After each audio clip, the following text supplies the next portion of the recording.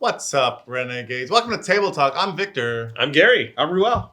And we just played Mucking Around in the Jungle on Clank, the Expeditions expansion with the Acquisitions Incorporated character packs.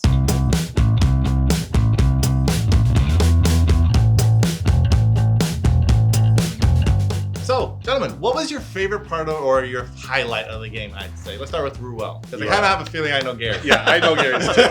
It's sitting right there. Well, my low light is definitely this right here. Oh, no, yeah. Such a bummer. But my highlight, I think early on, I was able to get my backpack right away, because I was going out in Blaze of Glory in this game, and I really wanted to get 2 artifacts, build up some points. So I was able to play my cards just right to get that backpack.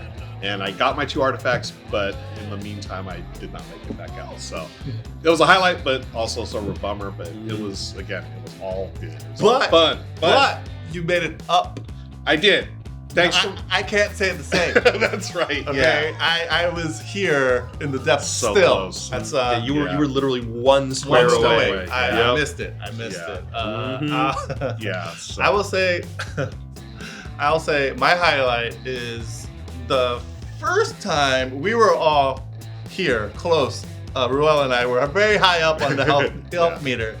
And Gary's drawing, right? And he's drawing line of time. And we're like, And it was all yellow and just black. Yep. And Ruel and I were like, yes! We were high-fiving each other. That was great. Fantastic. That's definitely my highlight of the game. Gary? So my highlight, okay, you probably would think that it was that one crazy turn I had right at the end, but actually I'm gonna say my highlight for this game was the fact that I think this was the first game I played where all of the unique abilities of my particular character came into play significantly. Okay. Yeah. I feel like most other games that you have, your character has 3 special ability cards that are unique to them, and you get to use maybe 2 of them or another one. Right. But this was the first time where I had, I got to use my Decipher and put cards that I got off there, on the bottom of my deck, so I guaranteed to have them come up early on the next time. I had my my spell book, being able to buy those tomes and stick them aside so they weren't cluttering up my deck. And I got to use my my Perform to after I had my artifact to draw even more cards for that one crazy turn. Yeah. So that it felt very satisfying of I really got to experience this character for all the possibility that he could be. Yeah. So, and I mean, Jim Dark Magic is of course one of my favorite characters from Acquisitions Inc. So he's a fun one. yeah, for it sure. was fun. Mm-hmm. So let's talk about the best move in the game. How about that? Because I'm just gonna say it, Gary, you went from the depths. It was from this depth. Oh, this depth. Yeah. Here, this market Way board. down Way over to just making it out. Yeah. In one turn. I mean, it was just, again, it's one of the things about this game is that, there's a lot of deck building to it, but ultimately it is down to luck. It was kind of just this perfect storm of situations where I was, I got to defeat things there, to get more movement there, draw more cards, got me more movement. I had 7 movement to use, and it just happened to work out. That was awesome. And you had the dead run too, right? So that allowed you to bypass the Crystal Cave. Yeah. Yep. And you have the swords to not take damage. Yep. Also, so just like you said, perfect storm. And that was actually a really interesting thing because I played the early part of the game kind of cautious, where I was kind of just bouncing around, just picking up secrets rather than plowing ahead, because I was like, I don't know. There's a lot of swords. I'm got a lot of clank in there. I don't know if I want to take those extra hits. Right. Yeah. And I'm almost regretting that a little bit now, because I'm like, if I had just charged ahead, even though I took those extra hits, there would have been fewer dragon attacks that I would have suffered. I might have been able to get out. So, but yeah. Spoiler: we none of us made it out. These 2 got knocked out. Again, I was still in the depths, so I didn't score any points. And Gary was actually our winner. First time we had that happen during the entirety of the league, though. right? I feel like it happened once before. Did it? To me. Did we have? I don't think we had anyone no, ever actually get zero. KO'd in the get a depths. 0 score. Oh, okay. Yeah. Spoiler: Gary won. He's the champion. Yeah. Champion. But I guess there's another thought. So that was kind of maybe a move that I maybe regret a little bit, that I wish I could have had maybe done differently. What about you guys? Anything that you wish had gone a different way? Well, this guy not making it all the way out. Yeah. I don't know if it was any one thing I regret.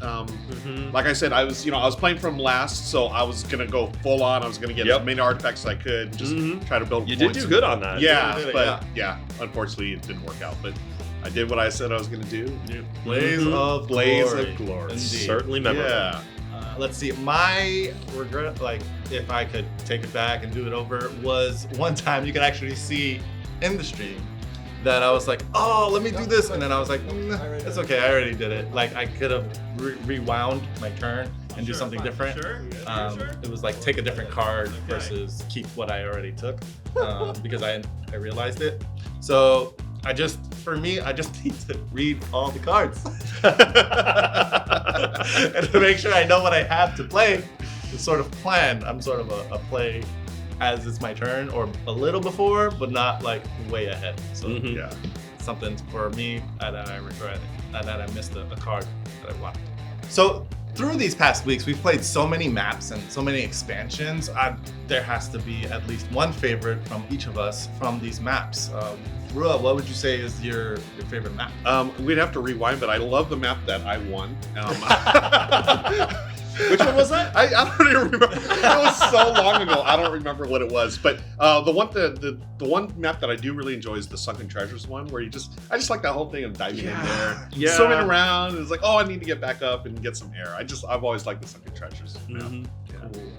Here, I have to agree. Like thematically, and just I really appreciate the how the kind of the mechanics, being able to swim, getting the flippers and the scuba and all of that. It meshes so well with the idea of this heist adventure. I really enjoyed that one the most. Nice.